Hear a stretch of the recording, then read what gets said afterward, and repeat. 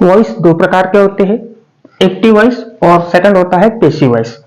तो active voice को कहते हैं हम कर्ता प्रधान रचना, पैसिव वॉइस को कहते हैं हम कर्म प्रधान रचना।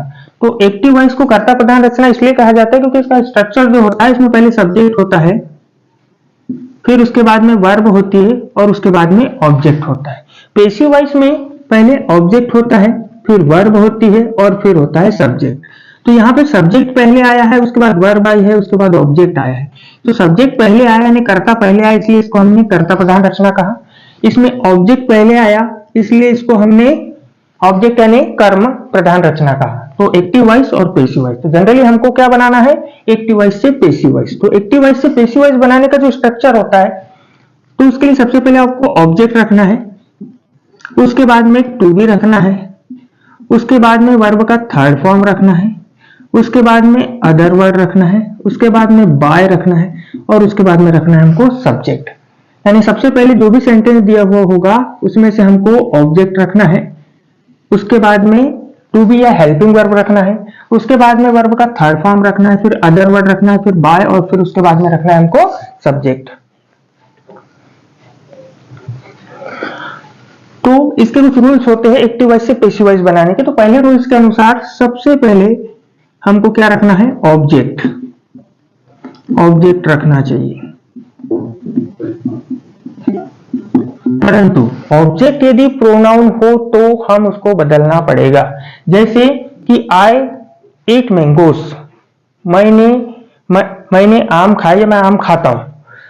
तो यहाँ पे आम है ऑब्जेक्ट, तो मैंगो जैसे का वैसा आ जाएगा। लेकिन आई कॉल्ड यू, मैंने आपको बुलाया, तो यू जो है हमारा प्रोनाउन है, तो यू इधर आके यू ही रहेगा। वैसे ही सी कॉल्ड मी, उसने मुझे बुलाया। अब मी ऑब्जेक्ट के रूप में आया है, तो मी का हम मी नहीं रखेंगे, उसका करेंगे आई। यानी कहने का मतलब सबसे पहले तो हमको ऑब्जेक्ट रखना है, परंतु ऑब्जेक्ट यदि प्रोनाउन हो तो कैसे रखेंगे। जैसे मी होगा तो मी का हो जाएगा आई, हिम होगा तो हिम का हो जाएगा ही, फिर हर होगा तो हर का हो जाएगा सी, देम होगा तो देम का हो जाएगा दे, ईट होगा तो ईट का ईट ही रहेगा,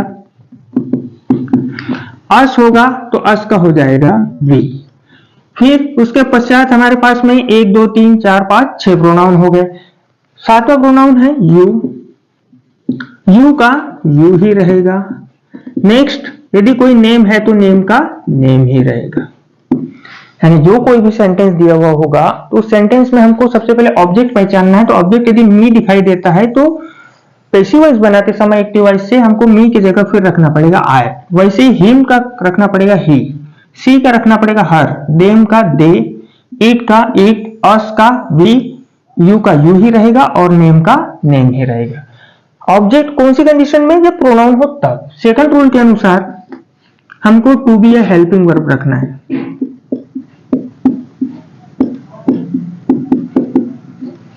टेंस के अनुसार जो थोड़ी देर बाद देखेंगे। थर्ड, इसके पश्चात वर्ब का थर्ड फॉर्म रखना चाहिए, यानी कुक, कुक्ड, कुक्ड, गो, वेंट, गॉन, यानी गॉन वाला फॉर्म। फोर्थ रूल्स के अनुसार अदर वर्ड, सेंटेंस में जो भी अदर वर्ड दिए होंगे वो रखना चाहिए।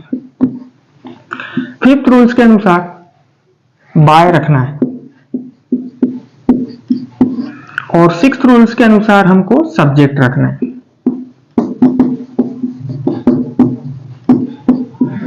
अब देखिए, पहला जो है ऑब्जेक्ट हम इस प्रकार रख लेंगे। हेल्पिंग वर्ब टेंस के अनुसार रखना है, उसको थोड़ी देर एक चार्ट के माध्यम से समझेंगे हम थोड़ी देर बाद में। फिर इसके पश्चात हमको वर्ब का थर्ड फॉर्म रखना है, फिर अदर वर्ड रखना है, फिर बाय रखना है, फिर रखना है हमको सब्जेक्ट। तो यदि आपको स्ट्रक्चर पता है तो इजीली आप रूल्स स्ट्रक्चर से ही रूल्स बन रहे हैं। तो सब्जेक्ट कैसे रखेंगे, अब यदि आई दिया हुआ है, जैसे आई कॉल्ड यू, तो आई अब सब्जेक्ट तो है लेकिन किसके जगह पे जा रहा है, ऑब्जेक्ट की जगह पे। तो अब आई का हो जाएगा मी, दे का हो जाएगा देम। सेम जो नियम नंबर 1 है उसका अपोजिट हो जाएगा। मी का आई किया था, अब आई का मी करेंगे, ही का हिम करेंगे, सी का हर करेंगे, दे का देम करेंगे, इट का इटी रहने देंगे, वी का अस करेंगे, यू का यू, राम का राम। यानी नियम नंबर 1 में जो हमने ऑब्जेक्ट को सब्जेक्ट के स्थान पर रखा था इसलिए हमने आई रखा। अब हम सब्जेक्ट को ऑब्जेक्ट के स्थान पर रख रहे हैं, तो फिर से आएगा, हो जाएगा मी।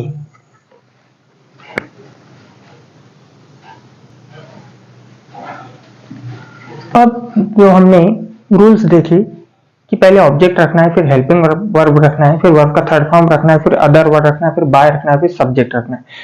फर्स्ट और सिक्स रूल एक दूसरे के अपोजिट है, बाकी की चीज तो हमको एज इट इज रखना है। जो सेकंड वाला रूल्स है कि हेल्पिंग वर्ब हम किस प्रकार रखेंगे, तो सबसे पहले हम देखेंगे कि एक्टिव वॉइस की कौन सी हेल्पिंग वर्ब होती है और पैसिव वॉइस में वो क्या हो जाती है। तो यहां पर जो आएगा वो आएगा एक्टिव वॉइस की, कौन सी, एक्टिव वॉइस की टू बी या हेल्पिंग वर्ब। तो सबसे पहला जो टेंस होता है हमारा simple present tense. Simple present tense में आपको हेल्पिंग वर्ब दिखाई नहीं देती है, लेकिन होता है डू या डस। या ये किस में दिखाई देता है हमको, डू या डस, नेगेटिव और इंट्रागेटिव में। इसकी पहचान बोले तो वर्ब का फर्स्ट फॉर्म होगा या वर्ब के फर्स्ट फॉर्म में यस यस आई एस होगा। यानी सिंपल प्रेजेंट टेंस की पहचान एक तो वर्ब का फर्स्ट फॉर्म होगा या वर्ब के फर्स्ट फॉर्म में यस यस आई एस होगा। सिंपल पास्ट टेंस दिखाई देगा आपको, वर्ब का सेकंड फॉर्म दिखाई देगा। सिंपल फ्यूचर टेंस में विल या शॉल प्लस वर्ब का फर्स्ट फॉर्म होगा। तो हेल्पिंग वर्ब मिल गई हमको, विल या शॉल। यहाँ पे सिंपल प्रेजेंट टेंस वर्ब का फर्स्ट फॉर्म या वर्ब के फर्स्ट फॉर्म में यस यस आई एस। यहाँ पर वर्ब का second form. Present continuous tense की 3 टू बी होती है, ईच, एम, आर। और इसको कैसे पहचानते हैं, साथ में होता है वर्ब के फर्स्ट फॉर्म में आईएनजी। वैसे ही पास्ट कंटिन्यूअस टेंस की टू बी होती है दो, वाज और वेयर, साथ में होता है वर्ब के फर्स्ट फॉर्म में आईएनजी। वैसे फ्यूचर कंटिन्यूअस टेंस की दो टू बी होती है, विल बी या शॉल बी, साथ में होता है वर्ब के फर्स्ट फॉर्म में आईएनजी। वैसे ही प्रेजेंट परफेक्ट टेंस में दो टू बी होती है, हैज या हैव प्लस वर्ब का थर्ड फॉर्म। वैसे ही पास्ट परफेक्ट टेंस में एक ही टू बी होती है, हैड प्लस वर्ब का थर्ड फॉर्म।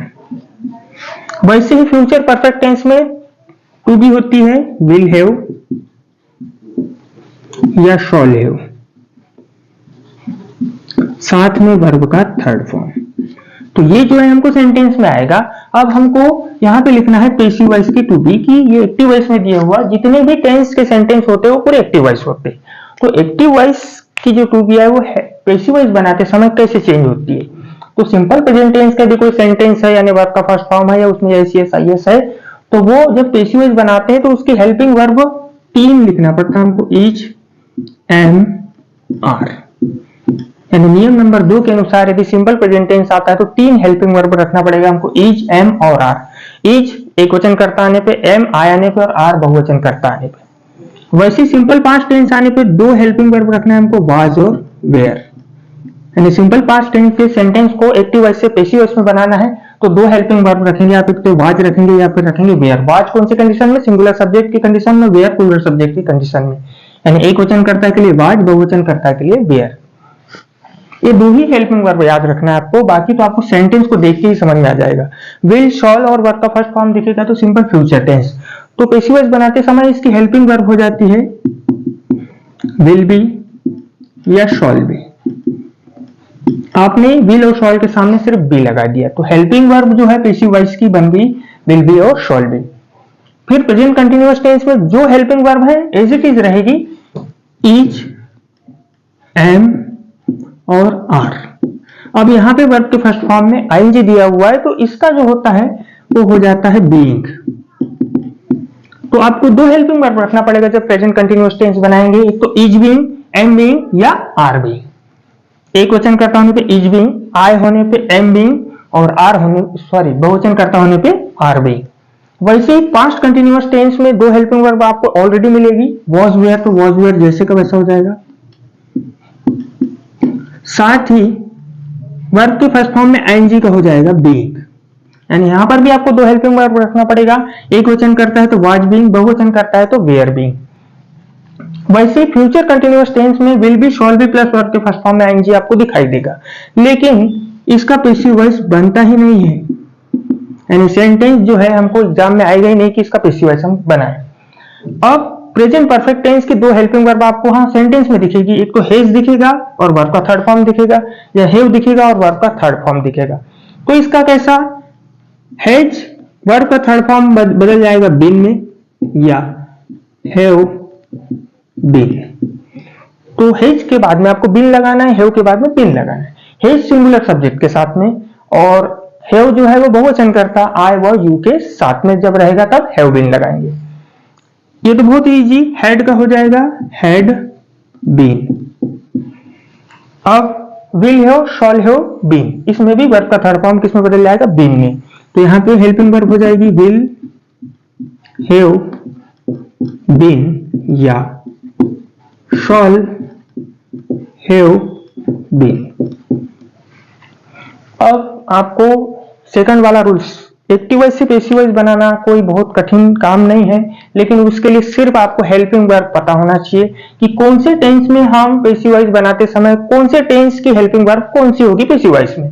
जैसे आपको दो ही याद रखना है, सिंपल प्रेजेंट टेंस यदि आता है वर्ब का फर्स्ट फॉर्म या उसमें यस यस आई एस आता है, जैसे I go to market simple present tense हो गया। वैसे I play cricket simple present tense हो गया, वर्ब का फर्स्ट फॉर्म है। सी कुक्स फूड वर्ब के फर्स्ट फॉर्म में यस यस आई एस आ गया। ये जितने भी मैंने सेंटेंस बोले ये सिंपल प्रेजेंट टेंस के। सिंपल प्रेजेंट टेंस के यदि सेंटेंस आते हैं और एक्टिव वॉइस से पैसिव वॉइस बनाना है तब 3 टू भी याद रख ले, EJMR. Simple past tense he played cricket, उसने क्रिकेट खेला, वर्ब का सेकंड फॉर्म आया, दो हेल्पिंग वर्ब याद रख लो वाज और वेयर। उसके बाद तो आपको हेल्पिंग वर्ब याद ही नहीं रखना है, विल शॉल दिखा तो विल बी शॉल भी कर दिया, ईजेएमआर प्लस वर्ब के फर्स्ट फॉर्म में आईएनजी दिखा तो ईजेएमआर जैसे का वैसा प्लस बीइंग यानी is being, am being, are being. वैसे ही वाज वेयर और वर्ब के फर्स्ट फॉर्म में आईएनजी दिखाने पास्ट कंटीन्यूअस टेंस दिखा तो was being, were being. Will be shall be वाला सेंटेंस आएगा नहीं, हैज हैव प्लस वर्ब का थर्ड फॉर्म तो has been, have been. Had plus verb का थर्ड फॉर्म यानी had been. Will have shall have plus verb का third form यानी will have been, shall have been. नीचे वाले 3 में helping verb वही है, वर्ब